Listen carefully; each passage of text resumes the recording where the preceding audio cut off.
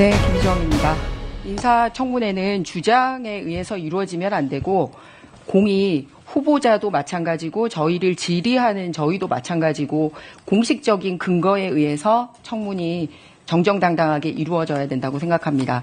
그런데 바로 우리들이 모여서 의결한 자료 중에 상당수가 도착하지 않았고 25%만 도착을 했습니다만 도착했다고 카운팅되는 4분의 1 자료도 사실이 아닌 자료가 오거나 또는 불성실한 자료가 왔기 때문에 이 부분에 대해서 추가 자료 요청을 합니다. 먼저 이재명 대통령께서 김민석 후보자를 지명하시면서 민생경제 회복을 이끌 사람이라고 말씀을 하셨습니다. 25년도 지금 우리나라 정부 예산안 규모가 어느 정도 되는지 아십니까? 네. 얼마입니까? 지금 예산안 규모에 대해서는 현재까지는 있지만은 저희가 지금 추계를 저는 사실은 다시 해야 되는 상황이라고 보고 있습니다. 왜 그러냐면 그러니까 본예산 시간 때문에 본예산 어느 정도인지 어바웃으로 말씀하시면 됩니다. 그러면은 국가 채무 비율은 어느 정도인지 알고 계십니까? 채무 비율도 다른 나라 평균에 비해서 경우에 따라서는 OECD 평균보다 높다고 보는 경우도 있고 좀 낮다고 보는 경우도 그러니까 있고 어느 그렇습니다. 정도인 것 같아요. 어바웃 저는 마지막 정확한 점 이런 걸 원하는 게 아니라 규모를 가늠하고 계시는지를 여쭌 겁니다. 20에서 30 정도 사이로 제가 알고 있는데요. 네. 네. 지금 우리나라 국가 채무 비율이 48.4%입니다. 지금 당장 국회에 올라와 있는 이 추경안에 대해서도 전혀 못 살피고 있는 것 같습니다. 이제 민생경제 회복을 이끌기 위해서 어느 정도 우리나라 살림 규모가 어느 정도인지 파악을 하고 계셔야 되고 국가 채무 비율을 알아야지 GDP 대비 국가 채무 비율을 조정하고 그래야지 이번에 그냥 돈을 살포할지 말지를 결정을 해야 되는데 제가 보기에 그거보다 훨씬 더 작은 단위의 본인 재산도 관리가 안 되면서 예상했던 대로 국가 전체 경제에 대한 그림을 가지고 있지 않는 것 같아서 사실 저는 굉장히 중요한 덕목 중에 하나가 신뢰성이거든요. 얼마나 일관되게 사람이 정직하게 소위 임하고 있느냐라고 생각합니다. 출입국 기록이라도 좀 제출해 줄 수 있겠냐고 요청을 했는데 결국 오지 않았습니다. 후보자님이 직접 후보자님 페북에 올렸던 자료를 가지고 좀 중국 관련된 말씀을 나눠보고자 합니다. 해명하는 과정이나 본인이 제출한 기록은 그거를 증명하지 못하고 있기 때문에 신뢰성에 문제가 있다는 말씀을 드립니다. 이 비행기 기록표는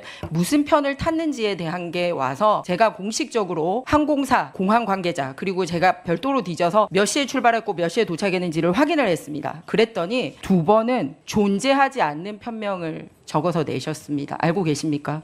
모릅니다. 저 비행기를 탔다라고 되어 있는 시간이거든요. 지금 김민석 후보는 한국에 존재하는 걸로 나와 있습니다. 후보님이 비행기를 탄 시간이라고 주장하는 시간에 개표 상황실에 머물렀던 걸로 기사와 사진이 이렇게 나오고 있습니다. 이렇게 본인이 작성한 자료에도 수많은 오류를 가지고 있으면서 왜 공식적인 자료를 내지 않은 겁니까? 신뢰할 수 있습니까? 우리 국민들이 김민석 후보 신뢰해도 좋습니까? 종합적으로 설명드릴까요? 아니 신뢰할 수 있냐고요. 그러니까 본인이 낸 자료에 이렇게 오류가 신뢰할 수 있다는 거 있도록 설명을 말씀드립니다. 드리려고 합니다. 21대 포스터고요. 22대 포스터에 일관되게 칭화대학교 법학석사는 2009년 9월부터 2010년 7월이라고 본인이 표기를 해서 냈습니다. 당시 월수금은 최고위원회의가 열리고 화목은 수업을 진행했다라고 말씀을 하시는데 월수금의 이 기간에 비행기를 탄 적이 한 번도 없어요. 딱 한 번 금요일 출발하는 비행기는 앞서 말씀드렸듯이 중국 내부 비행기였습니다. 실제 후보님이 이 기간 동안에 화요일, 목요일 수업을 들을 수 있도록 중국에 존재했던 날짜를 표시하니까 4일밖에 안 나와요. 계산을 잘못하신 것 같습니다. 아닙니다. 실제로 없는 비행기 편도 탄 걸로 감안해서 하더라도 학위 과정에 있었던 날짜에 존재했던 날짜는 26일만 중국에 존재를 하고 있고요. 그리고 화요일은 다 밤에 도착을 해서 수업을 받을 수 없는 시간이었고 반나절이라도 있었던 시간을 카운팅하면 총 4일. 그러고도 25학점을 어떻게 땄는지 증거 자료로 제출해 주시기 바랍니다. 네. 거듭 말씀드립니다. 증명해 주시기를 바라고요. 의원님께서 계산하신 것과 달리 총 148일이 체류가 되어 있는 것을 말씀드릴 수 있고요. 논문에 자부심을 가지고 있다, 고민해서 성의 있게 썼다라고 말씀하셨기 때문에 제가 논문을 살펴봤습니다. 그렇게 성의 있다고 하신 논문 카피킬러에서 돌렸습니다. 그냥 문장을 그대로 복사 붙이기 한 것만 봤을 때 41%가 나왔습니다. 여기에 단어를 좀 바꾸거나 하면 50%가 넘어설 것으로 보입니다. 각주부터 점 하나까지도 복사 붙이기를 했습니다. 넘겨보겠습니다. 자, 이게 첫 번째 논문입니다. 전체 페이지 전체 복사입니다. 다음 페이지 또 보겠습니다. 예, 다음 페이지도 전체 그대로 복사입니다. 예, 두 번째 논문입니다. 여기도 마찬가지입니다. 전체 페이지 그대로 복사해 붙이기를 했습니다. 다음 페이지도 오겠습니다. 마찬가지입니다.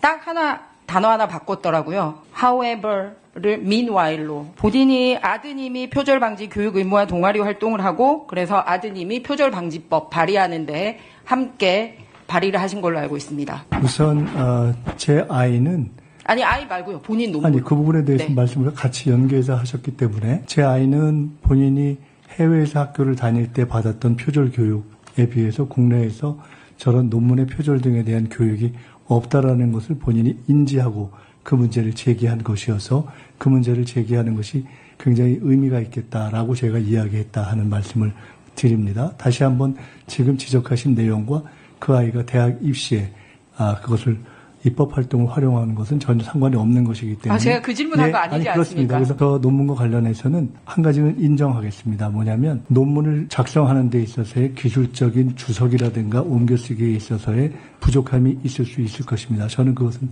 인정합니다. 왜냐하면 제가 엄격한 논문 작성에 대한 훈련을 제대로 받지 않았습니다. 그 점에 대해서는 죄송하다는 말씀 드립니다. 그러면 저도, 정당하게 잠깐만요. 학위 논문을 받았다고 생각하십니까? 그렇습니다.